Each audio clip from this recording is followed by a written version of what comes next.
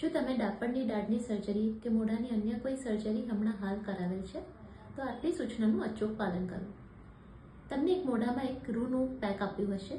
એ પેકને 1 કલાક સુધી મોઢામાં દબાઈ રાખવાનું છે. કલાક રહીને જ્યારે પેક નીકાળો ત્યારે સાવધાનીથી નીકાળવું, ધીમે રહીને, અને જોરથી થૂકવું કે કોગળા કરવા નહીં. એના ઉપર એક સાદો વેનીલા આઈસ્ક્રીમ સૌથી પહેલાં લઈ લેવો. 3 કલાક સુધી મોઢાની બહારથી જે જગ્યાએ સર્જરી કરી છે એ બાજુએ બહારથી બરફ લગાવવાનો છે પહેલાં 3 કલાક માટે. તમને બહેરું કરવાનું ઇન્જેક્શન આપેલું હશે. એ ઇન્જેક્શનની અસર પહેલાં 3 થી 4 કલાક માટે રહેતી હોય છે. તે દરમિયાન તમારા હોઠ કે જીભને કોઈ નુકસાન કે ઇન્જરી થાય નહીં એનું ધ્યાન રાખવાનું છે. એના પર દબાઈ ના જાય એનું ચોક્કસપણે ધ્યાન રાખવું. પહેલાં 24 કલાક માટે જોરથી થૂકવાનું કે કોગળા કરવાના નથી. થૂક આવે તો ગળી જવું.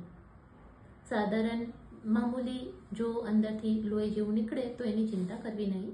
વધારે તકલીફ થાય તો ડૉક્ટરને જાણ કરવી. પહેલાં 24 કલાક માટે હવે શું ખાવું અને શું પીવું?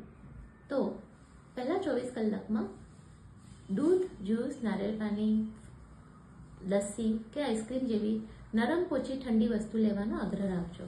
હા, ઠંડા પીણાને અવોઇડ કરવાના છે અને સ્ટ્રોનો યુઝ કરવાનો પણ ટાળવાનો છે. બને ત્યાં સુધી ચા, કોફી ગરમ લેવાની નથી. એ સિવાય તમારે જે પ્રમાણે ડૉક્ટરની સૂચના હોય એ પ્રમાણેની દવાઓ લેવાનો આગ્રહ રાખજો.